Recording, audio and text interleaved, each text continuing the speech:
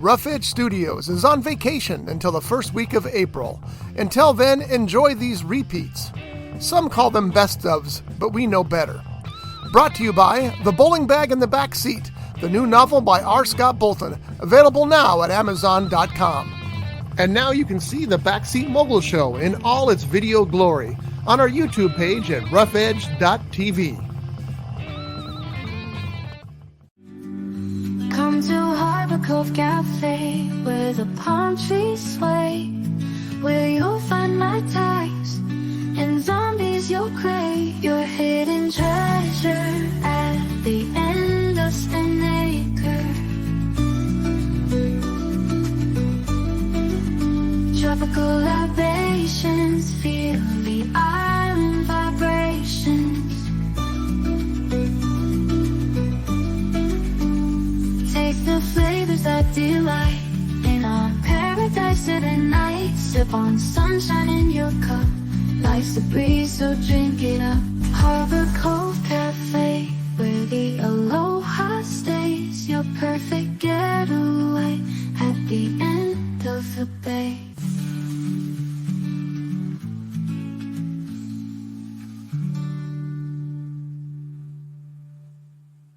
Showbiz is a cruel and shallow money trench, a long plastic hallway where thieves and pimps run free and good men die like dogs for no good reason. There's also a bad side.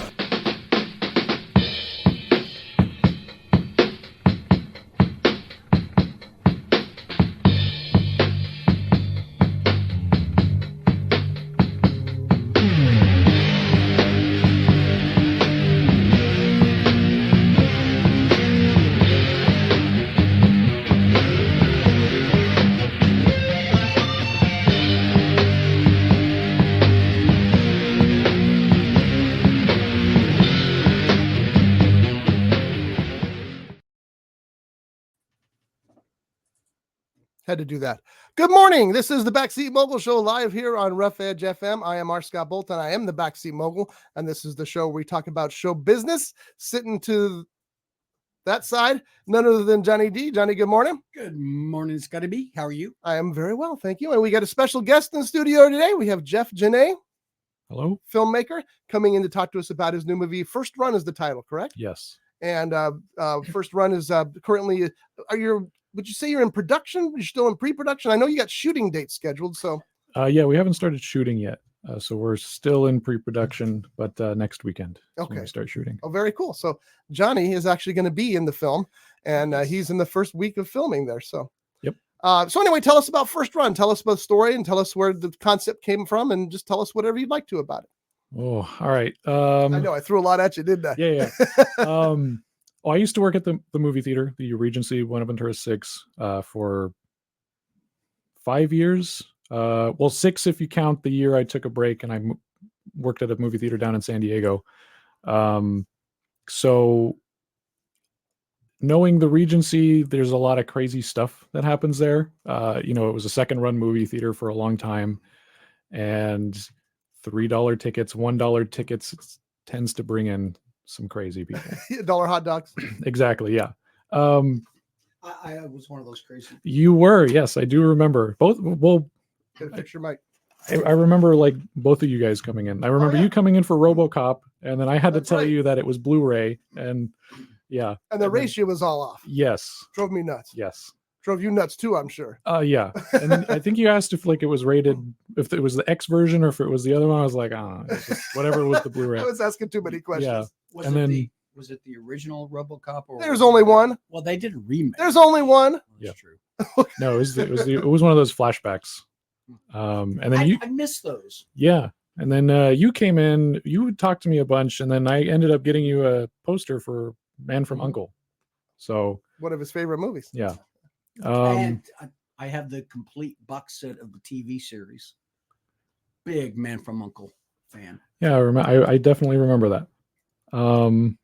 So yeah, it's just there's so many crazy stories, and telling people about it and stuff. I after so many years, I kind of just started writing it down, and my friend wanted to make a film. He wanted to remake an old YouTube video that we did right out of high school, some horror film called Last Exorcism of Salvador, just some comedy horror thing. And I sat down to write it. And over the course of 2 weeks, I only got maybe the first 2 pages. And then I was like, all right, let me try something different. Maybe it's the project, maybe it's me. And then, I started going through my notes and I saw a note that said, movie theater movie, all the crazy people or something like that. And then I started writing, and when the first day I wrote for 14 pages. Wow. So I was like, all right, I guess this is what I'm doing. This is the one, right? Yeah. So, then it just went from there. The next 7 months, I wrote out, a bunch of the whole script. And, it was just basically, I was trying to remember stories like, okay, this happened, this happened, this happened, this happened, put them together. And now how do we string a story through that? And you did that nicely. I think that flows really well in the script there. Yeah, thank you. So, how much of it is true and how much of it is made up? Give me a percentage. Maybe 70% of it is true. Like every situation that they come across, actually, at everything at the movie theater has happened to me in one way or another, or certain lines in the film has happened or have been said to me. The only thing that's like probably fake is they didn't get the hard drive. They got to go find it. Yeah. Like everything else is pretty much from almost verbatim. Like some of the stories, like I had to tone back a little bit because it's like, all right, this is too unbelievable. Let's tone it back and then let's make it a little more realistic for the film, even though it's still kind of wacky. Yeah. But, yeah. Most of that's actual stuff. That's great. That's awesome. Now, as you know, I worked at the theater for 7 years. My last few years working for a theater was at the Regency. Mm-hmm. And, excuse me, I quit because I got robbed. And then the second time I got robbed, and I told myself that the first time, if you get robbed once, no one gets shot, you get robbed again, quit and take while you're ahead. So I did. It was stupid because then I went to work for a drive-in the next day, which was ridiculous. But anyway, you're right. The stories, I always tell people that if your kid is about 16 or 17 and they're looking for a job, the movie theater is the job. First of all, it teaches you everything you need to know about business. Every single aspect about business is at a movie theater. Mm-hmm. And secondly, the social aspect of it is amazing. I made more friends at the movie theater than I made in all my time at school. Mm-hmm. It's just the way that it works, Yeah. And I think that's one of the things, reading the script, that was the only thing I was worried about, was that our people who don't, Johnny fixed the script. People who don't know the theater, are they going to still understand the concepts? Are they still going to believe the people are real? And I talked to Josh about it, my son Josh, who was also at the movie theater and worked with you. Did he? Or yeah, he was my manager for a little bit. We went on some crazy night runs. I'm sure he did. Yeah. But I talked to him about it. He says, I think he thought they would. We talked it out, and I think he's right. I think everybody will get this. Mm-hmm. It's the kind of movie that I don't know where that came from. Where the kind of script, I should say, because the movie's not done yet, obviously, but where people will read it and they'll get caught up in it, and knowing that so much of it is based on true stories is just going to drive them along. I think it's going to be a lot of fun. Yeah, and I think it's just in general, like if you've worked a customer service job or something, or a job you've really enjoyed, and you met people you really enjoyed there, that you'll get it. Because it's the same way. Like everybody that I worked with at the movie theater, we would celebrate birthdays together, baby showers, like literally everything. We would even invite some customers to like our little barbecues and stuff. You never invited me. Well, He said some customers for a reason. Yeah. Not all customers. There's a very small demographic, but some of those people, I mean, after I quit in 2019, and some of those people I talk to every single day still, and they're closer to me than some of my actual family. It's true, isn't it? Yeah. I don't know what it is about and it's too bad that movie theaters aren't, thank God they're not dead yet. But I know they're struggling, but that's that important of a thing for people, and not just the employees, but the people who go to the movies. Exactly. They get the same thing. Like you said, some of your guests are your friends, and there's probably some guests that you wish would never see again. That is true. Yeah. I think I quit because of one of them. Oh, really? Yeah. So can I tell you one of my stories? Oh, go ahead. This story ended up great. There was this guy who came to the movies with his son, and he was this big, like, high school coach guy. He's a jerk. And he would always send his son in first and then buy an adult ticket and a child ticket. His son was like 16 or 17. Okay, so that should have been an adult ticket, but he would send him in first so nobody would see him. Well, we saw it and we let him get away with it. And then I went from the Esplanade Theater to the Regency, and he's going there now. Mm. So I thought, no, he's not going to get away with this today.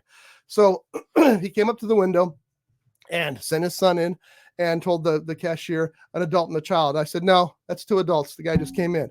And he went ballistic, started calling me names, telling me he was going to, and I'm like, finally I just like, all right, fine, we'll do it. So we sold him the child ticket. Well, that guy went inside and sat down to watch the movie with his son, and some kids went and sat down behind him. Mm. And they were loud and obnoxious through the whole movie. Apparently, he didn't tell us this, obviously, because we would have put a stop to it, which is good, because at one point he got so mad, he turned around, grabbed one of the kids by the shirt, lifted him by the shirt, ripped the kid's shirt off, and then threw him back down. Well, that kid came out to me, and I called the cops, and they led that guy out in handcuffs. And that's what you get. I can't say it in the show. He assaulted a minor. Yeah. And I thought, that's what you get after all those years of this. Yeah, you go home in handcuffs. Yeah. So that felt pretty good. I'm sure you've got stories like that too. Dozens. Yeah. You guys had a big problem out there with the homeless people. We didn't have the Yes. homeless issue there, but you guys really had an issue. Oh yeah. Yeah. And so, I mean, a lot of people, when I first started working there, like I was really like for them. I was like, yeah, just like there were some homeless people that were very nice. There were a lot that were taking advantage of the system. And then there were some that were just, every time they came in, it was an issue. It was like crazy. And by the end there, it got really, really bad. Is that what was partially led to your exit? Yeah. We had a guy, we called him the Brazilian guy, because he was from Brazil, and he would always come in, and he was always like on drugs, like really bad. And then, he leveled out a bit and he became nice, and he was okay again. But the last day, the day I put in my 2 weeks, he had come in and he was following women out to their cars and stuff like that. And, and I started telling the managers, like, hey, like this guy's doing this thing, like, please don't sell him a ticket. Like he's not on a good one today. Yeah. Like we need to get rid of him. And I'm doing usher, cleaning theaters and stuff. And I see him and I'm like, okay, who sold him a ticket? So I go to the manager. I'm like, why'd you sell him a ticket? I told you he was like doing all this crazy stuff. Oh, he's not doing anything now. It's okay. He has a ticket. So like 10 minutes later, this lady comes out and she's like, oh, there's this guy in there in the theater and he's running around. He's standing on the seats and he's like staring at people. It's getting crazy. Like, it's kind of scary. So I go tell the manager again. I'm like, he's doing this. Well, he's not hurting anybody. I'm like, okay. If nothing else, he's interrupting their movie that they paid for. They're like, the movie hasn't started yet. It's okay. Yeah, and then I'm like, all right, well, so I'm cleaning theaters. I'm training somebody that day too. And, I'm trying to be like super positive about the place and stuff. And I'm already like, the homeless situation has gotten out of control. All the managers have changed. So it's not the same group. It's not even the same style of like the family. Everybody's matters. Sucks. It's That's all numbers on a spreadsheet now. Yeah. And so I was already on my way out, but that day it was just, so like another person came out and complained. So I went back to the manager, and the district manager was there, and I told him too, and didn't do anything. Bad. So when I was cleaning the theater, some other lady came out. She said, hey, please, like, we have kids in there. Like, there's all this stuff. And I said, I've told them multiple times, ma'am, like I can't do anything about it. Like I've already told the people who need to know, and I think they're working on it. I'm not sure. And then I turn around and there's 9 or 10 people standing outside the theater. I'm like, all right, well, so I go up to the manager and I like cuss him out. I'm like, dude, if you don't do anything about this, I'm going to do something about it, and you're not going to like it when I do something about it. So he's like, okay, we'll figure it out. We'll figure it out. And I'm like, yeah, figure it out right now. Yeah. Because all these people want a refund. So then I go in there and he like jumps up when he sees me, and then he runs out the door. And then so I go back. I'm like, don't let him back in. Like, do not like that. That's it. And I'm putting in my 2 weeks. Yeah, I would have done the same thing. I probably wouldn't have given him 2 weeks. Because it was ridiculous. It was. And all it would do is simple phone call to the police. I would think would have them come over and handle that. Well, like at this point, working there, we had called the police so many times on people that they just wouldn't come. Like they would come after 45 minutes, or they wouldn't come at all. It's just we're calling them exactly. We would call them so often, and we would get death threats all the time, and it was like, it was not a normal day at the Regency if you didn't get one death threat. But they wouldn't even come out for that. It's like, well, nobody got physically harmed, so we're not going to come out. Oh, see, So- in my case, that guy grabbed that kid and ripped his shirt clean Yeah. off him. So, but still, that's the problem is people are paying money to see a movie. You go to the theater to experience an uninterrupted movie experience. Yeah. And you should be safe. Yeah. Those two things are givens. Yeah. And if they're not supplying that, then they failed that. So, I remember that not all the homeless people were bad, because I remember there was one guy, and I don't remember his name or anything like that, but Josh said every time he checked this exit, that guy was there. And it was like whenever Josh got to work in the 10 or 11 or whatever, he would let him in, and the guy would stay all day, like going to the theaters, but he was always calm and cool and collected. And they, I wouldn't call them friends, but Josh knew this guy was going to be okay. Yeah. And so they did. He took care of me. They, let him stay inside where it was cool or whatever, or warm. And so those people exist too. But the ones that are problems, like that guy. Yeah, it just ruins it for everybody. Yeah. And why wouldn't the district manager go in there and handle it? That's his job. He was kind of a pushover. There was a homeless guy that used to hang out at one of the entrances to that to the Winco mall. Mhm. Not mall, the driveway that leads into the shopping center. Mhm. And he was I'd say probably about Scotty's height. About It was your not me. build. It was about his build. Okay. But white hair, wore glasses, and a lot of times he was always sprawled out there by the light. Well, he was in the theater once when I went in there. I don't remember what the movie was. And the movie had started, and then this guy is talking. Him and his buddies were talking out loud. And I'm going, shh, shh. Mhm. Finally got to the point where I stood up. I said, we're trying to watch this. And they threw some explicit words at me. And they finally calmed down. But come on. I don't care if I'm paying $1 for the movie or I'm paying $100 for the movie. That's my money. I paid for it. That's right. You paid for an experience and you paid to be Yeah. safe. And Yeah, that's what it should be. Yeah. But I don't want to get into all this stuff, but because I still like that theater. Yeah. I'll go to that theater and, and Yeah. so because they still have decent prices. The screenings are fine. I know they're digital on every theater now, right? Yes. Yeah. But I never had a problem with digital screenings. Yeah. Never. I thought people would complain about them. I'm like, here's the thing. The film's the same every time you watch it. Mhm. It's not like the print's getting older and scenes are missing. It's the Yeah, same every the time you watch it. scratches are different Yeah. every single time. Yeah. Or people that I knew a projectionist once who started to reel 10 minutes early so that he could get out 10 minutes early. So that kind of stuff's going on. Can't happen with a hard drive, I don't think. So Yeah, with that, if they want to get out early, they just look at the movie that ends at the last moment, and they're like, "Oh, well, the projector stopped working." We would do that on there's always holidays and stuff. Yeah. Because you know what happens on holidays? Never fails. There's your last screening's a 10 o'clock show, and nobody's there. You're getting ready to close, and somebody drives up. One person. Every time. Yeah, that's when we were rushed to the door with the lock and just close it. No. Sorry. No. Yeah. You don't have to worry about changing reels. Yeah. Well, that's also part of what's missed. One of Josh's favorite stories about the theater. And see, folks, this is the kind of stories that you're going to find in the script of First Run, because Yes. this stuff all really happens. Josh called me one night at midnight, and he's all, because Jaws was the flashback movie, and Jaws is my favorite movie of all time. And he calls me and he says, "Dad, we got the most pristine print of Jaws I've ever seen. You need to come and watch this." Because I guess he had to watch it all the way They through. did, yeah. And so it's midnight. I had to be at work at 6 the next morning. I thought, I just can't do it. He of course, he texted me afterwards. He says, "It was beautiful." He said, "It was just a perfect print." And I should have gone and seen it the next night just to check it out, but I didn't, because I've seen Jaws probably 250 times. Uh-huh. I just love that movie that much. And I'll go see it again. And I saw it on the Cinerama screen at the Cinerama Dome. Right. It's not a Cinerama picture, but it's still glorious. Yeah. Just glorious. So I really should have done that. But that's the kind of stories that people were so jealous of Josh because his job was watching movies. I said, well, think about some of the movies he has to watch. Exactly. Yeah. Yeah. In this day and age, there's so many movies that you can watch on your big screen in your house.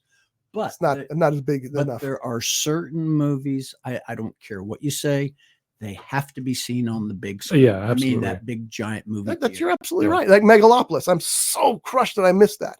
But you got to go see Megalopolis. Yeah, I did. All right. So we're going to talk a little bit about not too much because I don't want any spoilers, but I'm getting a sense that you weren't thrilled. No, it wasn't. Honest review, because I can't even explain anything about that film without sounding like a crazy person. But when I left the theater, it felt like I had paid $14 to get kidnapped and beat up. It was just that's not a good review. Yeah. Which I'm trying to find the good people who had good things to say about it, because I was sitting through the movie and I'm like, maybe it's me. Maybe I'm just too dumb for this. Maybe it's me, and I don't know. Like, I still keep thinking about it. I feel like I keep going back to that, like it's a me problem and it's not a problem with the movie. So, well, based on the reviews and what have you in the box office, for sure, you're not alone. So yeah, that's true. My interest in it is, as I've said on the show before, is that I want to see what at least a one-time master filmmaker has done with his own $120 million, because everything on that screen is his fault, good or bad. Yeah.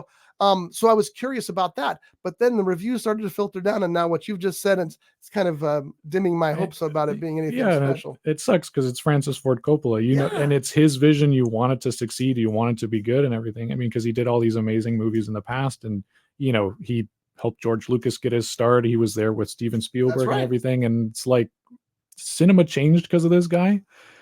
So you don't want him to fail this bad, but yeah, it was just, I didn't know what was going on. Oh, wow. So should they change it to Megaflopolis? Yeah, Megaflopolis. Me and my friends, we called it Megaslopolis. So it's just like, I almost asked for the ticket like that. And then when I asked for, I was like, okay, one ticket for Megalopolis. And the guy selling me the ticket, he just goes,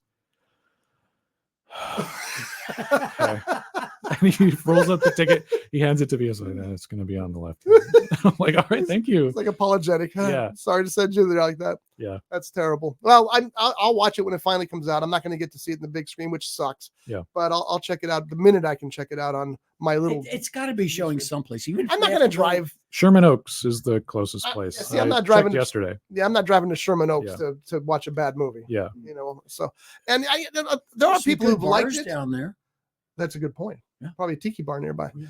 There are people who enjoyed it and talked about how there's still some groundbreaking filmmaking in it, but if it doesn't hold together as a whole, then it doesn't work. And there's some wacky decisions too, and a lot of things that just never went anywhere with it. And I don't know. I wouldn't even know how to begin to save it, because I can't even begin to explain what the movie was about to you. Like, I can explain a general storyline, but that doesn't mean it'll make sense when I'm done.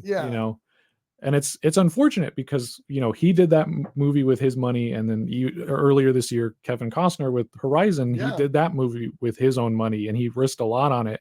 And that movie, while I kind of enjoyed it, I think it was just I did too. I think it was just a problem with like the editing and the pacing of the film, because you're just so confused. Okay, we're over here now. We're over here. We're 6 states away, and then at the end, it's just, oh, that was a trailer for what? Like, what are we? That ending. I mean, it was up to that point. It's like, it's not so bad. It's a little sloppy and a little weird, but it's not. And then that ending is like, what the hell was that? Yeah, even if it was just a cut to black and it said Horizon Part 1, and then it went into that, it was like, okay, cool. Like, now I know that this is for Part 2 or 3 or 4 or whatever. But also that movie, it didn't feel like a whole thing. It felt like just needed all 4 parts to understand one cohesive story, whereas most movies, when they're doing it, it's like beginning, middle, end, beginning, middle, end, beginning, middle, end, beginning, middle, end, and then here's the whole story of the 4. And it just didn't feel we're like not going to get that now. That's not going to happen. You had to wait so long before Kevin Costner's character appeared on screen. That didn't even bother me, because there's other characters around that were interesting characters, but the way that they just drop people on you. I mean, the first time I saw Jeff Fahey, it's like, where'd he come? And I love Jeff Fahey, by the way, but I thought, where'd he come from? Yeah. All of a sudden it just dropped right there in the middle of the screen. I think the mistake that was made there was that Costner should have listened to the studio heads for once and done it as a TV series. I think that would have been great. It would have been better than Yellowstone. One episode in each state. It's perfect. Everybody will know what's going on, but like the 15 minutes here, and then you cut over here for 30 seconds for someone to go, Horizon. Yeah, that looks pretty good. And then cut back to somewhere else for another 20 minutes. Agreed. Well, you look at some of the TV shows, especially the cop dramas. Yeah. They have different stories going on in that hour that you're watching it. Sure. And maybe that's kind of, Well, if that's what he wanted to do, he didn't do it right, because it was just like he said, it was very confusing. All of a sudden things just were happening and you didn't know where it came from, or you're back here and you didn't know. One of the things that stood out the most for me, and I was like jolted by it, was when Costner and I don't remember her name, but they come to that hill and they look over and there's that little city down there. And then it cuts and it goes off to another story. And then the next thing it's back and he's got a job and she's having sex with him. Like, yeah. When did this all happen? Yeah. You know, because it was jolting. And so that kind of thing, it would have flowed better had been a television series. When did you realize, both of you, that Horizon was the name of the community? I think the beginning, because he held up the poster. I thought so too. And then it was like they were building that. I didn't realize town. Yeah, but I didn't realize that was the name of the town until later in the film when I think I saw a sign that said "Welcome to Horizon" or something. I thought Horizon was like,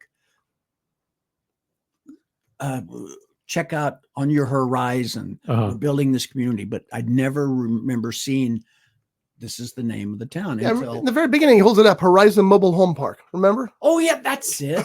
Yeah, you see the tornadoes off in the distance. Yeah, with free internet. Yeah. I'm a huge Kevin Costner fan, and that's my problem. Is I am too, and I know the second one's finished.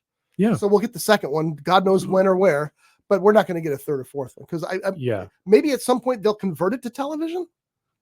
They could, I would think. You know, I think if they recut it and just kind of go from the ground up back to television, I think it'd really work out. Yeah. Because I mean, I saw that the vision was there and it had the potential to work out. It's just the execution wasn't right. It was unfortunate, very unfortunate, because I'm a big fan of Costner's. I even like Waterworld and The Postman. Yeah. I don't care that they got bad reviews.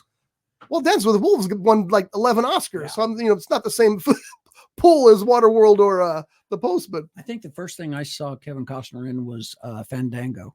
And it was a great movie. It was basically a coming of age story or movie. And the next thing was either The Big Chill or Silverado. Of course, you only got to see pieces of him in Big Chill. The sad thing is that Costner, apparently, based on what I've been reading, is he's in trouble financially now because he put so much of his own money in that movie, and he didn't have the money that Francis Ford Coppola has. Coppola will survive. He's worth over $1 billion, and $120 million of his own money taken from his winery. He'll survive. Yeah. But I don't know what Costner's. I don't know what he's going to do, and it's going to be hard for him to get a paying gig now because they're going to say it's not really a box office draw. Yeah. So he's got to do something sharp. He might start doing what Nicolas Cage has done. Start making these type movies to recoup money. I think that's what he should do, maybe, but I don't know that his ego will let him do that. And I don't know Costner. I'm just going from what I've seen, but I think Cage did that to pay his IRS bills and then discovered that, hey, I can make these really good independent films and not worry about the whole studio situation. And as far as I'm concerned, he's given a number of Oscar-worthy performances in those independent films. I just don't see Costner doing that. It would work because he's a good actor too, but I just don't see him doing that. We're going to take a quick break. I have to do a disclaimer on this. This is the first time I'm showing this commercial. This is for our friend, Dr. Shocker and Rosie Radish from Reno. They just opened their tiki bar, the Pele Utu. I did this commercial yesterday. I intended for my voice to sound like the narrator from SpongeBob, but I failed pretty miserably. It sounds like a Caucasian Rastafarian. But anyway, this is how it goes.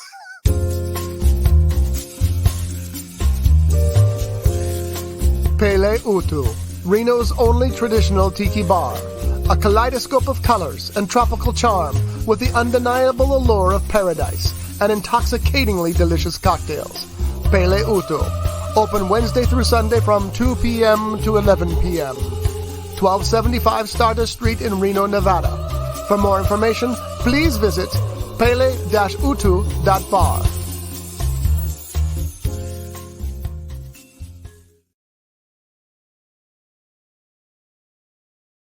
I'm telling you, next time you want an Irishman to do it. That wasn't an Irish voice, John. Nobody knows what that accent was. I understand that, but anytime you want an Irishman to do something, let me know. Remember what happened when you did that at Dargan's? They almost threw our asses out. That's because I didn't understand Irish. It's a good thing I wasn't This is speaking what I deal Gaelish. with. Yeah. Yeah. So back to first run. So shooting starts next Sunday, or is it Next Saturday on the 19th. Next Saturday is Yeah. when you're doing it first. Yeah. Okay. So And where are you shooting that at?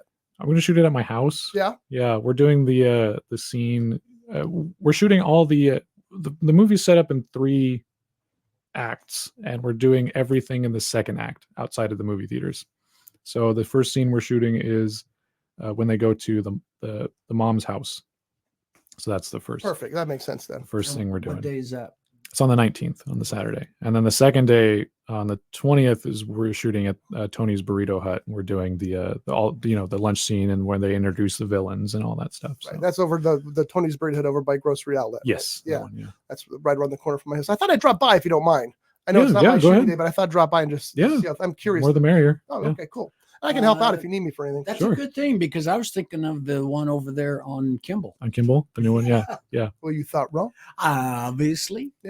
So did you approach them? Did you ask them if you could shoot there and stuff? Or or just going to go in on the sly? Yeah. No, no, it's not that kind of film. Unfortunately, no, I wanted to do this a little more professional and get permission because That's important. I'm at the age where I can't really say it's a student film anymore, like get kicked out of place. This is like we need to be there a while. For most of the locations, it was, I would call, they would give me an email, and then I'd have to email them, and they'd say to email this person, and then email this person. And it's always a back and forth and back and forth. And it was this long thing. So when I finally called Tony's, and I think Tony's was the last location I called, I called them and I was like, "Hi, I need to speak to a manager." Like, "What's it for?" I was like, "Oh, I'm an independent filmmaker. I want to make a movie there at the restaurant. I was wondering who I need to talk to talk that." A movie? I was like, "Yeah, a movie. What's it going to be on?" I don't know yet. I was like, I don't know. I'm going to put it in streaming and film festivals. He's like, "Was it going to be on YouTube?" I was like, "I don't think so. I'm going to try to put it more professional places." Bigger than that. He's like, "Okay, yeah." Yeah? He's like, "Yeah, I'm the person to talk to." Yeah, you come whenever you want. Oh, okay. I started saying because I didn't have any of my notes ready because I was ready for an email or I was ready for this and that. And he's like, "Yeah, just come whenever." And, so I was like, "Okay, well, what about these days? Does this work? Does this work? Does this work?" And he, and he's like, "You sure you want to do this here? Have you been to our restaurant?" I was like, "Yeah, I've been to the restaurant. I wrote the scene with you guys in mind." He's like, "Okay, if you want a restaurant, there's a lot of other nicer places." And I was like, "Oh no, I kind of want that place." And he's like, "Oh." Doesn't he understand Tony's is part of Ventura history? Exactly, yeah, and that's what I wanted. I wrote them in there because it was a place that I used to go a lot, and I kind of figured all right, I want to use a local place regardless. If they say no, there's a dozen other places that I could call. True. And, figure it out. But yeah, worked first try, and I was like, "Oh, Easy enough." Cool, yeah. So is he going to be doing craft services and meal breaks? We're doing it on a Sunday when they're closed, so probably not. Oh, But man. Damn, I was looking forward to corn burritos. Yeah, right. I'm gonna have to go the day before and pick up some corn burritos because it's a prop for That's for right. you, yeah. And it'll probably just be donuts from that place next door. So Which is a good place. I like yeah. the people. Oh yeah, yeah. And they got good soup there too, Tony's. Yeah, absolutely. I like Tony's a lot, and like I said, it is part of. I grew up in this area. When I was a kid, I would go down there and get 9 corn burritos for $5. Yeah, and I'd eat all 9 of them, which is why I look like I do today. But it was good stuff. So, what other locations are you shooting at? So it's we're just going to be using some of the roads around here in the orchards and stuff. My house for that one scene. You gonna shoot at the theater at all, or we're not shooting at the Regency. They said it was $1,000 an hour to shoot there. yeah, pass That's next. that's a no. So that bummed me out because they were the first people I asked, and I was on 3 months. I was just like, "Yeah, this movie's dead. I'm not going to be able to do it." And I started calling around, and the Cinemark said, "No, we don't do that kind of thing." All the big theaters chains were like, no, we don't do that kind of thing. But I ended up talking to the Roxy in Camarillo, and they own the Plaza in Oxnard as well. And I need 2 theaters for the movie, and they gave me a price that was much better. That would equate to the same that Regency did, but per day. Oh, wow. You know, so so that's what we're going with right now. We're going to see what we can shoot there and what we can shoot other places to kind of like ease on the cost, because that's where all the budget's going, is the movie theaters. Yeah. But you know, I think that's an important thing. It's like you got to have the movie theater. You got to have the locations. So and then I'm using my work. I work at the school over here, and we're going to turn that into the post office. Perfect. Because the post office, it was like, yeah, submit an application online, send your check over here to Pennsylvania. When we get both of those things at the same time, we'll take a look at your application. We'll call the post office. We'll call you, see what you want, and then we'll go back to them. We'll see if it's okay. We'll go back to you. We'll ask you more questions. And it'll take like a month and a half before we say maybe, before we get the ball rolling on everything. And I was like, the government for you. Yeah. Like, you could build I can't a wait that post long. office. Exactly. It's like, I can't wait that long. And, you know, the school I work at, I'm like looking in the office. I'm like, I could do this. And I asked the office ladies there, I'm like, you want to be in a movie? And they're like, yeah, we'll do it. We'll do it. Cool. You know, it's all settled. That's what I understand about Regency. It's like $1,000 an hour. And here's the thing. I mean, wouldn't you just exchange it for a screen credit? That would be my guess. You're getting publicity out of it. You know, I don't understand it sometimes. I can remember back in the 90s, I got to do a couple of fishing videos down in Baja, and the producers had contacted, I think it was California Air, which flew down there. We got to fly first class down there on their dime because they were getting an ad. That's what I mean. Well, but they probably got a full page ad, which we can't do in a movie, obviously. But I mean, when you played the video, you saw their name, probably, and I think it showed one of their planes going across. Yeah. And we stayed at the first time we went down there. We stayed at what then was called El Presidente. The same thing. We had first class accommodations. They exchanged for their name being in the video. That's done a lot. That's why I was kind of surprised they charge you that much money. You charge it a minimal amount, and then product placement. Use the Regency cups. Use all that stuff. I think it was just like like screw off. We don't want to do it. Yeah, so you might be right about that. That's too bad. Speaking of the Regency, when did that name change? Because I know it used to be called a Man Theater. I don't remember. It was a Man Theater when I worked there. But it's changed since then. Yeah, I don't know. I remember. Do you have any idea? No, it was Regency when I started working there in 2013. So. Sure, when Josh was there was Regency too. I don't know. I remember the Ventura County premiere of The Hunt for Red October was there. God, I knew he was going to bring this up. I knew, because John has these little things that he tells every time something's mentioned, and so now he's going to tell you about the model he built. Go. Oh, I haven't heard this story. I listen to the show a lot, so I haven't heard it. So. Okay, so it's time to tell it again, obviously. Yeah. At the time, were you still working there? No. Okay, my younger brother James was one of the assistant managers. The manager of the store was a guy named J.D. Powers, no relation to J.D. Powers, the big conglomerate guy. And James comes home one night and says, you're going to be getting some models to put together for the premiere of this movie. I said, what? He volunteered me.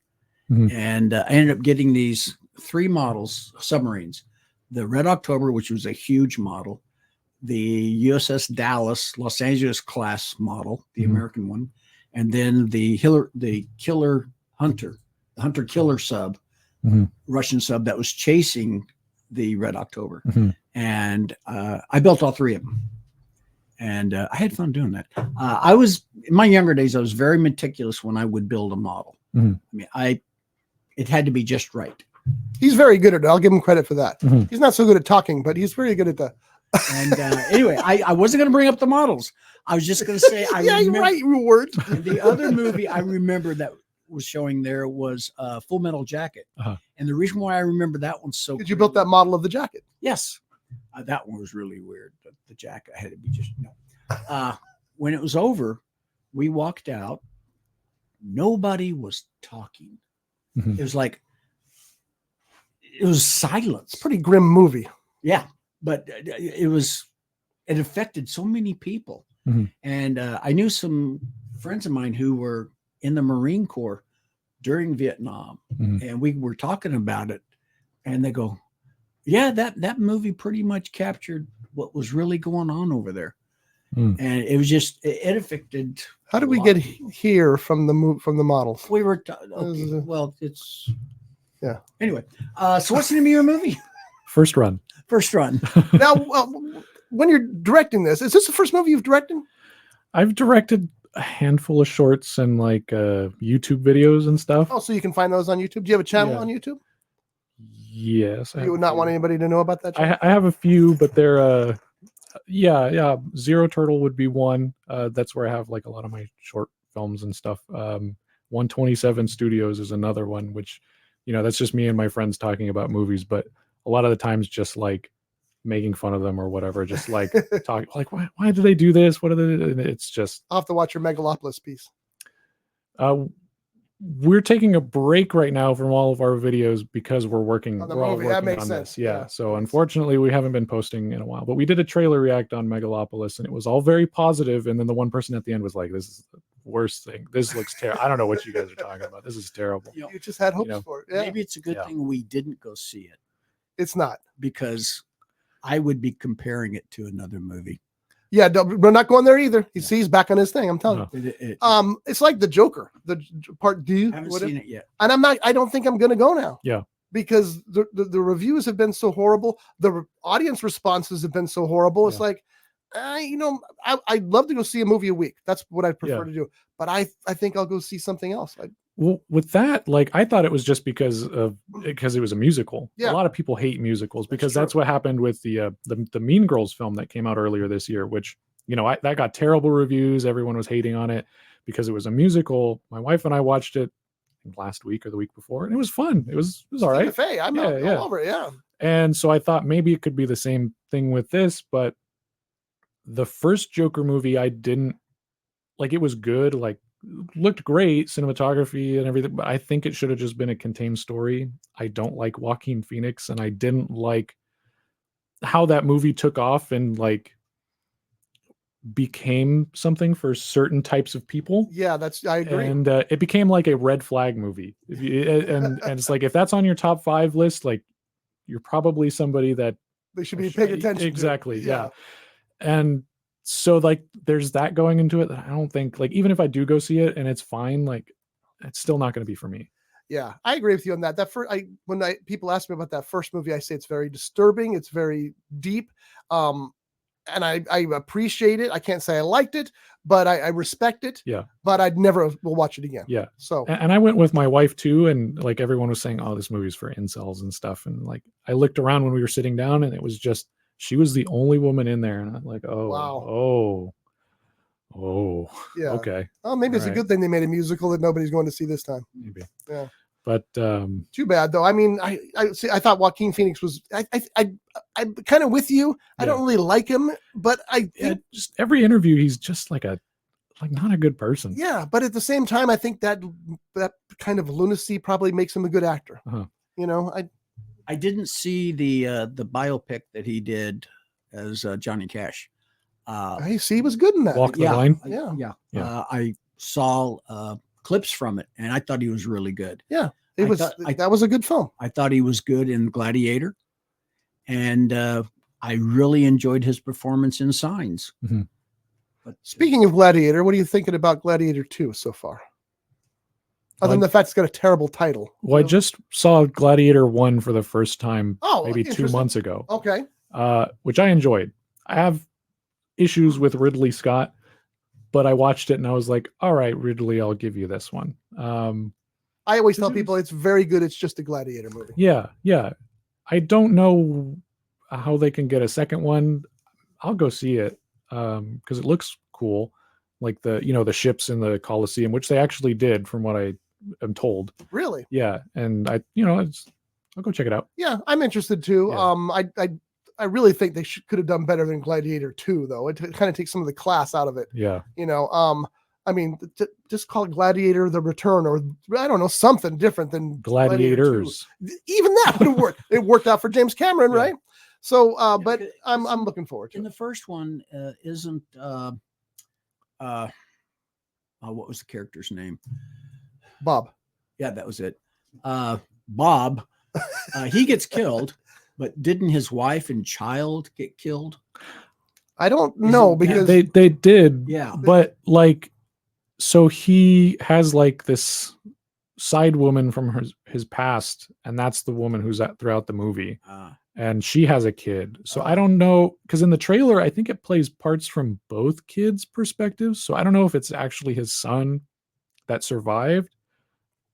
But they showed like the physical body of the kid, so I don't know in the first one, or if it's that kid who wasn't his kid, who could have really been his but kid. exactly, yeah, I'm not sure. Well, we'll find out shortly because it's out Yeah. what later this month or next month.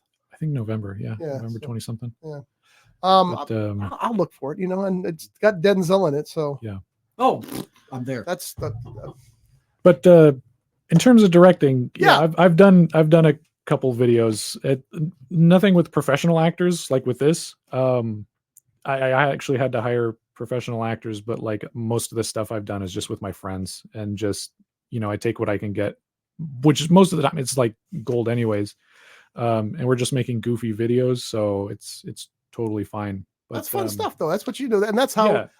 every little goofy video you make hones your skills on something. Yeah, and it's just each video that I wanted to do, like I tried to hit a different sort of effect, or I wanted to get a different sort of tone, but still make it funny and like just kind of let my friends go wild with it. So it's like, here's the script, here's a couple of lines that you should hit something around.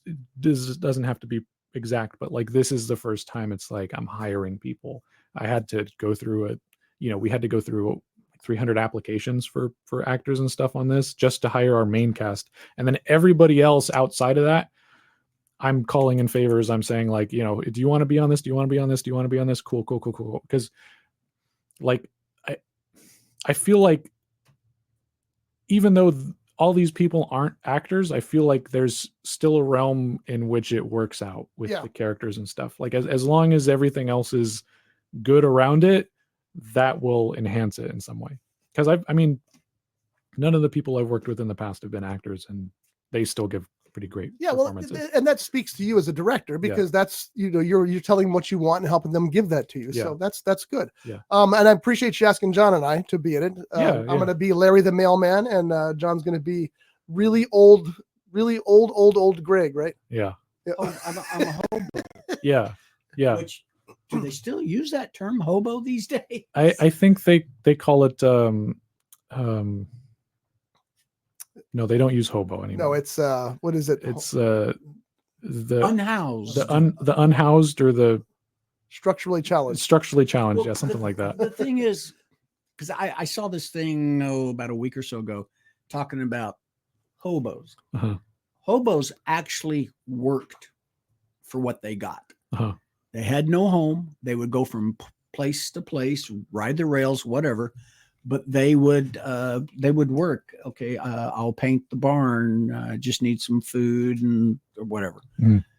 You're not going to find that with these unhoused today, for the most part. Some of them, you can't lump everybody under the same. I know, but that's what I mean, for the most part. Yeah. Yeah. So when you're directing first run, what atmosphere, what theme are you kind of shooting for? I mean, are you shooting it as a Cameron Crowe kind of movie, or are you shooting it as a Zucker Brothers movie? I took a lot of inspiration from the films Clerks and Superbad when writing it. Perfect. So I kind of want it to be that fun sort of nostalgic feeling, like adventure film, because I feel like in movies these days, they don't feel the same as they did like older films. There's something about like those older films that you just kind of like feel like warm inside, and you're like, oh yeah, like this is totally relatable. Like it's this movies these days, like even if it's good, you walk out and you're just kind of like, yeah, it's all right, and you kind of forget about it. I want this movie to feel familiar to people, and I know the story too. It's probably something that everybody's seen before in some way or another, just wrapped into different paper. I think you're right. But like I feel like it's going to have that feeling where it's like it feels familiar to people and people will be able to hopefully connect with it in some way. So Yeah, I think you're right. I That's what think I'm that's going one of for. the things I liked about the script is that I'm reading the script and these are all people that I don't know them. They're characters on a page, but I know people like them. You know, you can relate to them almost instantly. Yeah. And that's essential. So Yeah. And each of the characters in the film mostly are based on an amalgamation of people that I actually knew. So like, for example, Nathan, is based off of like a lot of the kids who were starting out at Regency when I was like a trainer and I was seeing how they were. And like my assistant camera guy, Dale Riley, I wrote a lot about him, like how we viewed him in the terms of Regency. the doorbell isn't here for some reason. I don't know why. And myself when I started at Regency. And then Vincent is based off of me when I was leaving Regency, and a lot of people who were training me and a lot of people who became trainers or managers while I was working there, and I was able to see that kind of stuff. It sounds like you're following the Stephen King formula, which is the you write what you know from your experiences. Yeah, exactly. Yeah. So Sorry, I'm trying to find that bell because it's driving me crazy. I see a little box of the bell in there. I keep hearing it right there. I was going to say, it almost sounds like got a battery going dead. It was sounding like it was in. All right, sorry about that. I had to get that out of here. It's a doorbell for the House of Magic because when they're in here doing a podcast, somebody could walk into the gift shop, the magic shop. And so they have that bell to remind them that. But when they leave it here and it's beeping when they're, it has to be a little much. So when do you said you're shooting this month? Are you doing any shooting next month? Because the next thing you told me was January. Yeah. So basically for October and November, I wanted it to be all the second act stuff because those locations are free. They're places we can go back to again without having to worry about insurance or, paying or scheduling or anything like that. And it gives us a chance to figure out how all the actors work together, how all the crew works together, and how everything flows together, how much time we're going to need at the movie theater realistically. Because each day that's budget being cut into at the movie theater. So this amount of time gives us that ability to plan accordingly for that, and also gives us time to build budget for that because I'm paying for this out of my pocket and I have a friend who's also paying for it out of his pocket. You guys are like Francis Ford Coppola. Yeah. Hopefully knock on wood, like it comes out better than Megalopolis. But also like I didn't want to be like, all right, cool, like let's start shooting at the movie theater at the end of November and then everybody's gone for Thanksgiving, everybody's gone for Christmas. And that insurance window, the longer you have it open, the more expensive it gets. So basically you get like a month. So we're going to try to shoot in January and February just to try and knock it all out in one go. Just multiple weekends. So you expect to be done shooting by March? Is that the game plan? Yeah, I hope so. Yeah, I hope so. And then what's your editing situation? What are you using? What I'm kind of curious which program you're planning on using. I'm using Premiere, but we're shooting on Blackmagic cameras, which has its own like file type, and it shoots, or you can only edit it on DaVinci Resolve. Oh, interesting. But there's like ways that you can pair up those two programs where you can edit it through Adobe, which is what I'm familiar with, or you can like export it into an Adobe readable software. So that's what I'm going to be doing. I was just curious because I do minimal editing sometimes for these podcasts. These are podcasts. They're always 720. They're always just simple microphones. But sometimes I got to cut something out or I got to add something in. And I've just been using this free Orbi program, which is, I think, is that what it's called? Orbi, I think. But anyway, it works. It does a trick, but it's not nearly as advanced as Premiere, obviously. Well, DaVinci Resolve is free. Oh, really? And it's pretty much the same sort of level as Adobe Premiere does. It does all the same stuff. Like you can get a paid version, but I think the paid version is pretty much the same as the free one. There's no watermarking or anything on it, or I don't think so. Wow, I'll check that out. That might be because I've used the free version before to like I said, transfer those files into Adobe. And and it works pretty well. I just I don't know the interface very well, so that's why I prefer Premiere. Sure. over Yeah, it. because that's I used to use Adobe to can't remember the name of the program to edit the audio shows. Yeah. But then I lost my license, so I started using Audacity, and it works just as well. So Yeah. there's a learning curve. Yeah, There's exactly. always a learning curve. So And I mean, that's the thing. There's tutorials for everything on YouTube. So like, even when I'm doing videos, I'm like, man, I don't know how to do. Oh, there it is. Cool. All right. Just type in all this stuff and then it's there. Now I know how to do it. So. yeah, it's terrifying how much information is on YouTube. Yeah. I fixed so many things using YouTube videos. Like, I can fix this. Yeah. So yeah, that's cool. Okay, you're shooting digital, obviously. Yes. Okay. Yeah. When you did your movies, Scott, way back when, you shot on, was it 8 or 16? Oh, God, why'd you bring that up? Now I look really old. It was 8mm Yeah, but those were and Super 8. those were deep movies. They were not. We did one called Roller Derby Junior League or something. Come on, What was Rollerball Junior League. what was the truck one? Was it trash truck? No, garbage truck. What was it? Forklift Drivers Yeah, from Hell, Forklift which you can Drivers. find on YouTube, by the way. We can. Okay. We I'll did look 2 it up. films. Forklift Drivers from Hell. We actually Uh-huh. did 3. Forklift Drivers from Hell. We did Night of the Doll, Uh-huh. which was way before Chucky. Uh-huh. I think they stole our idea. Uh-huh. And then we did a film festival. Was it the 24-hour film festival, 48-hour film festival? Uh-huh. And on a Friday night, they sent you an email with your genre, prop you had to use, and a line you had to use in the film. And so we did that. This restaurant out in Oxnard was kind of to stay there overnight. So we went up to Sandy's restaurant, and we went out there and we shot. I wrote the script. My partner at the time directed it, and we submitted it and instantly lost. But that's not the point. It's Searching for Inspiration is the name of it, Mhm. and they put me in it, which was their first mistake. Mhm. And you're going to find out. And anyway, you can also find that on.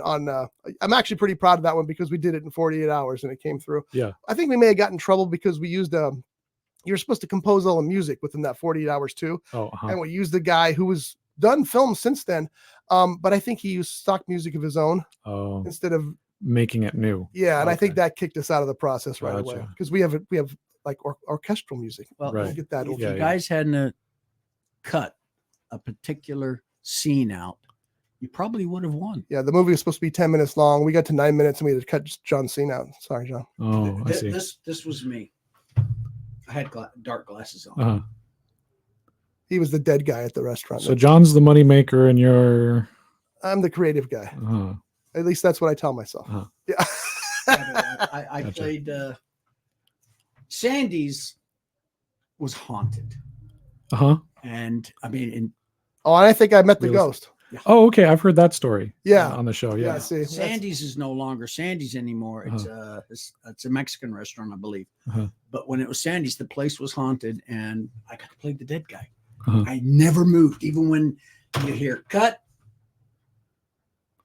I never moved. Wow. Method acting. Uh-huh. Yeah. All right. Well, it was great talking to you, Jeff. Thanks for coming in today. And we'll look forward. We'll keep reporting on this as things move along. Sure. It'll be interesting to see the shot next week on at Tony's Burrito Hut. So yeah, I'll come hang out if you don't mind. No, yeah, go ahead. And then we'll just keep everybody informed as we go along and see what the process is. Get you back on here to talk. Maybe have some of the actors or something come in at some point. Sure. Yeah. So we'll keep it alive for you. Keep it going here for all. Yeah, I'm gonna try the same thing. Yeah. Okay. Well, of course you are. Yeah. So and anyway, one more time, tell everybody where your YouTube channel is that you don't really want them to know. Oh man, Zero Turtle on YouTube. That's where all my shorts are, and 127 Studios. You can hear me complain about movies. Are you? Do you have a website for First Run yet, or anything like that? No, we're trying to make a GoFundMe, but we stopped at the point where they want a promo video or they want a promo picture or something, but we haven't made that yet. Okay. But yeah, we're making a GoFundMe just to try and help ease the rest. Try to get a couple more days at the movie theater, because we only have a limited amount that we could use, Right. and that's like right now we have half of it, and then we're using these next couple of paychecks to get the rest of it. Right. So, To fill the coiffures yeah. again. So They use the House of Magic has produced 3 or 4 feature films here, mhm. and they've used that and had success. So that might work Okay, for you. It good, might good. actually work out for you. yeah, and I don't think we're asking for a lot, because I've seen some of those GoFundMes. It's like, $280,000. I'm like, well, I'm, you know, 10K is nothing compared to what all these other people Yeah, are that's asking. true. So I feel like it'll be okay. You know? I have never invested in one of those, unfortunately. Mhm. I did one, and it was they were going to re-release a couple of James Horner scores. Oh, okay. I'm a huge movie music fan. Yeah. I just love it. And they haven't been reissued in years, so this guy was going to re-record them and issue CDs. And I only gave him $10 because I'm not that rich. But they needed 48,000. They didn't even get close. Oh wow. Okay. So I never got my $10 either. Uh-huh. So, but anyway, it's worked out for them. So yeah, it's definitely worth a shot there. Yeah. Johnny, you got anything else? I didn't think so. So, Yeah, go ahead. What are you watching lately? Nothing. I've been dealing with a wedding. Oh, well, then you. I did watch. you I watched The wedding? an old Vincent Price movie called The Tingler. Oh, I remember. Tingler. The Okay. Tingler. I haven't seen that one. The Tingler is about, well, Vincent Price is this scientist, and he discovers, you know, that feeling you get in your spine when you get scared, that little tingle. Yeah. He finds out that it's actually a critter that's living in your body. Uh-huh. And it's interesting because, you know, you think your spine's pretty thin, but this critter is about the size of a lobster. Uh-huh. Pulls it out. Well, so they're chasing this little lobster around town as it's escaping, and they're trying to stop it. But the whole point of this movie, 1959, was to terrify the people in the theaters. So what they did is there's one scene where Vincent Price and his buddy are chasing this lobster critter, the Tingler, and it drops into this vent. And Vincent Price, where does that vent go? And his buddy says, it goes to the theater. And all of a sudden the whole screen goes black, and you hear, ladies and gentlemen, please do not panic. The Tingler is loose in the theater. And so that's going on. And the only way you can stop the Tingler is to scream. So they're scream now, scream as loud as you can. So it's interactive. That's yeah. cool. And then the worst thing though is some of the seats had electric charges. Oh wow. And you'd get zapped. But it's like the Tingler. Oh my gosh. There was I think it was on TV. It was a movie had John Goodman as I think he was the theater manager or something like that. Matinee. Yeah. Oh yeah. God, it was so funny. I love John Goodman. What's the last great movie you saw? Give me a second. In the theater or on TV? Didn't matter. Okay. Well, The Wild Robot was really good. We were talking about that before Mm-hmm. the show a little bit. I saw that with my daughter, and it was really good, really good. They said it was the best reviewed film in like 20 years. That says a lot. Yeah, DreamWorks has this thing where they'll put out a really, really, really good, like mind-blowing masterpiece film, and then the next film it's like, what is it? Like, this isn't even for like adults. This is just for like those, like the brain dead kids who are just the iPad kids or whatever, you know. So like, it's nice that every once in a while we'll get something decent. But yeah, other than that, I don't remember the last like really, really good film I saw. What did you think of Furiosa? I liked it. Yeah. I love Fury Road. Oh, it's God. I knew he couldn't beat that. Yeah. Which, you know, when I walked out of Furiosa, it was it's the same feeling I've been getting with a lot of films where it was like, that was good, but I don't know, like I feel like I need to watch it again. But, you know, after you think about it for a while, like, yeah, I really enjoyed that movie. I did too. Yeah. I was sorry to see that one tank because I was so excited about It was it. ridiculous. And like I said, there's no way he's ever going to beat Fury Road. That movie's that's the first movie I ever got up and my knees were shaking. Yeah. It's of its greatness. But still, it's close. You know, it's like, you almost did it again. So I got points for that. And the cast, Chris Hemsworth, good Lord. Yeah. Just his change over the film. Like, I love that. The visual with the cape and everything too. Like, yeah, that was a good film. And the sad thing is, you know, we're not going to get Mad Max 3 now. It's not, I mean, the next one, whatever it is, Wasteland, right? Was that the one he's already written? Like that. Yeah, the one that they teased at the very end. They had the little bobblehead thing. Yeah. Oh, okay. All right, cool. I guess they have another one. Not going to happen now, and that's unfortunate. Hopefully, we'll get something though at some point. You can't let Mad Max die now. No, you can't. Okay, we know what your favorite all-time movie is. What? It's Jaws. That's right. And what is your favorite all-time movie? Doesn't matter how old it is. It Your depends. Favorite all-time movie. It depends on the day, but most days it's Jurassic Park. That's a classic. Yeah. It really is. That was the movie that got me into this. So everything was. Spielberg has managed in at least 2 movies to actually create the emotion of wonder, and that was Jurassic Park. Mm-hmm. You were just you wide-eyed with wonder the whole way through. Yeah. And then with E.T., it was love. I mean, you just felt that love with that little critter land there. And other people have done that too. Yeah. But for Spielberg to do it twice, just to create it out of the blue, I think he's the best filmmaker that's ever been. I'm a big fan. Yeah, and especially with like John Williams music, because I can listen to John Williams and it takes me to the movie, the scenes, the emotions, and everything. And I don't know any other movie or any other director that can do that. Even in Spielberg's like movies that aren't so good, they still have like an emotional impact. Like when I listen to those themes or when I think about those scenes, it's just like, yeah, I'm emotionally there. Like I watched Saving Private Ryan again, like for the, I don't know, 12th time or something. And I was watching it in like 30-minute increments because it was just when I was done at work, I would just take my lunch break at like 8:30 at night and I'm just watching like on my phone. I'm like, all right, I got to go home. So I go. Over the course of a week, I finished the film, and at the end of the film, like I cried at the end when like it goes to Matt Damon and he's like old and everything. And it's just, I'm like, because I was telling people about it and like, how do you watch movies like that? I'm like, well, I don't want to watch movies like that, but I'm trying to watch something on my lunch break and I've seen the movie before, so I don't have to be super attached to it, but it still worked because it's Spielberg and I still like had that emotional connection. As soon as I hit play to the moment I stopped to drive home, it's still there 100%, that emotional connection, because I mean Spielberg is the only person that can do that. I agree completely. And I don't, his next movie is supposed to be another alien movie, I guess they're talking about, and I don't know what he'll do, but I don't care. Did you see Fabelmans? I did. Yeah. Was it an amazing movie? I was so sad that I missed that in the theater because I bought it on DVD and I think it was after the Oscars or something like that, and I put it in and I was just like, oh my God, like just that it you know how like when you see certain things, it kind of takes you out of the movie and you're like, oh, well, that like broke the... Yes. That movie, the scene where he's playing his film for the entire school and the camera goes in and it does that oneer where it goes around the whole, like it took me out and I was like, Jesus Christ, like this guy still got it after all these years. Like I thought, there was a time where he kind of dipped a little bit, with Warhorse and BFG and all that stuff. And, but like, maybe he's coming back, but like he never lost it. He still got it because there's still things in all of those films that are him. Yeah.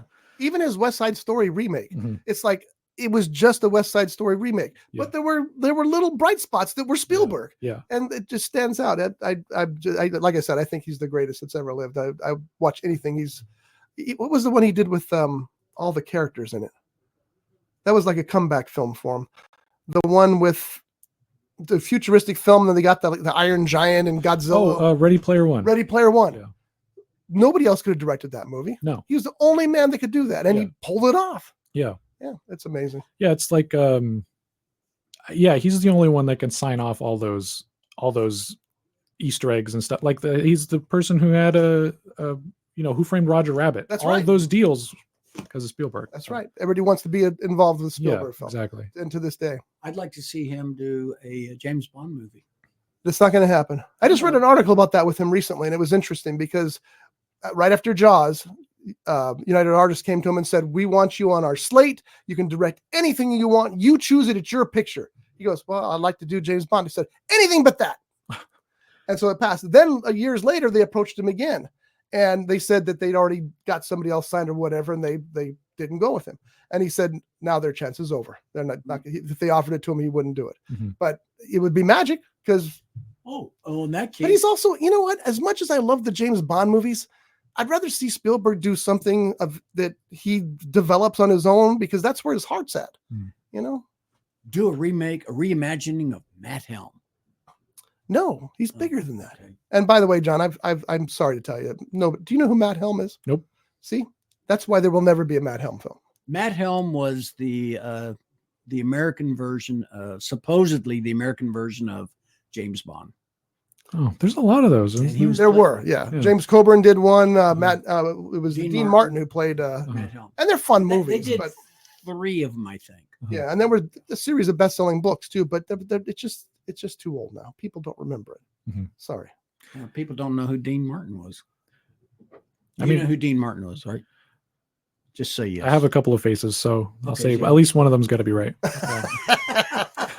All right. Well, we got to get out of here. So, Jeff, thanks again for coming in. We'll do this Absolutely. again very soon. Yeah. And please keep us informed on the progress of First Run. Yep. Because I'm very excited about it. Me too. And nobody asked me what my favorite all-time movie was. Yeah, because we figured you'd ask yourself Well, there's 5. if you get closer to the microphone. There's 5. Okay. We're supposed to be done. Well, okay, but I'll be quick. It's only 5, and I'm not going to go into what they are. Remember, he said I'll be quick because that ain't going to happen. Uh-huh. Yeah, that's true. Number 5 would be Dr. Strangelove, or How I Learned to Stop Worrying and Love the Great Bomb. movie. Yeah. Josh's favorite movie. Number 4 would be The List of Adrian Messenger. Mhm. Number 3 would be the original The Manchurian Candidate with Frank Sinatra. Mhm. Not to take anything away from the Denzel Washington version, which was really good. Well, Mhm. great director. Yeah. Number 2 is why did you have to say that? No, you interrupted me. Arsenic and Old Lace Mm. with Cary Grant. God, that was so good. But my number 1 all time, To Kill a Mockingbird with Gregory Okay. Peck. I should have known that. That's a great movie. Yeah, you probably have. Yeah. Yeah. And what are if you had to go all the way to 5? I would be tough. It would be really tough.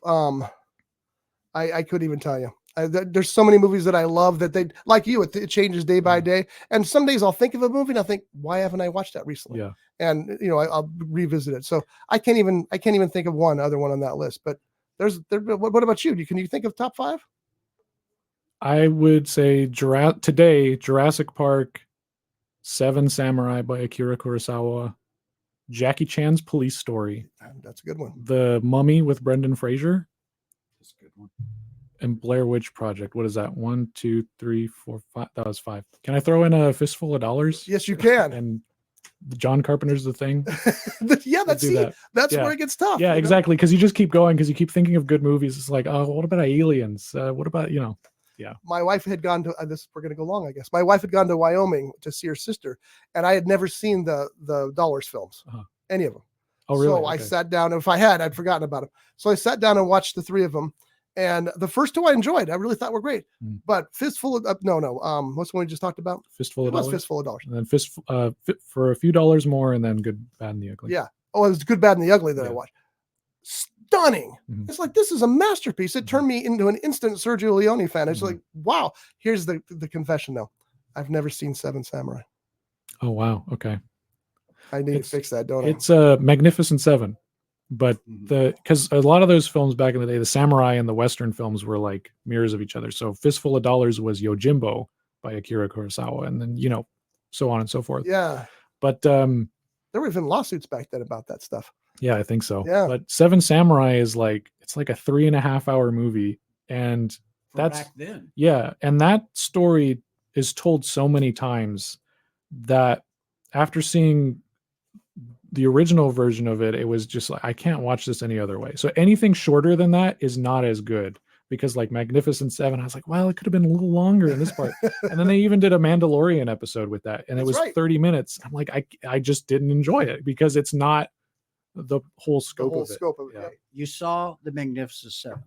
Yes. See McQueen Yul Brynner. Yes. Did you see The Magnificent 7 The, with? the remake. Yeah. Yeah, I did see that one. I liked it. I did. Yeah, I thought it was enjoyable. Yeah. I'm one of those people that I don't believe in changing genders, ethnicities, Uh-huh. or whatever of established characters. Mhm.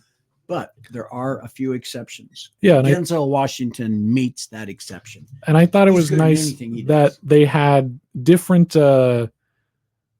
like types of fighting styles and Mhm. stuff, So it was kind of like an homage to, even 7 Samurai, they had that Yeah. samurai guy in there too. So I'm going to buy it. I'm just going to buy the Blu-ray because I know that it's one of those things I'm on without even having seen it. I know it's going to be something I want to keep. So I mean, pick there's it up. another movie I could throw in there, and that's the one that had all the blood and gore in it. The shoot 'em up cowboy thing. Ernest Borgnine. The Wild Bunch. Yes, thank you. God. Great movie. Yeah. It just- John Wick. It just goes on and on. yeah. That's Oh, the could be every your John elbow. Wick Yeah. movie, but the 5 that I said, those are my all-time greats. And I believe Every one of those is black and white. That's, you know what? I never had a problem with black and white. Me neither. Except I do have a problem with black and white when they did Fury Road in black and white. Did you see the black and white version? No, I didn't. Yeah. I remember George Miller saying at the time, why are they doing black and white? I worked so hard to get those colors right. Yeah, the color is so amazing in that. Yeah, it's crazy. All right, we got to get out of here. So thanks again, Jeff. Yeah, we'll do this again soon. Absolutely. Johnny, you got anything else? Who gets to take the donuts? I shouldn't. I'm taking the donuts. Unless you guys would like one to go. Oh, wait a minute. Your first day of shooting. No, you better make. Yeah, let's not use those donuts. Old donuts. Yeah. All right, folks, we're closing out as always with a tribute to our friends, The Grape. I got to go there twice last week because Doug was in town. So we hung out at The Grape. Great people, great cocktails, great jazz music. I'm sure they are. Hey, we told you what day we're going to be there and you didn't show up. Well, it's not my fault. Okay. Brought to you by The Grape, Ventura County's premier jazz venue and cocktail lounge, located at 2733 East Main Street in Ventura. For menu and music schedule, visit them online at thegrape.club. This has been a Rough Edge Studios production.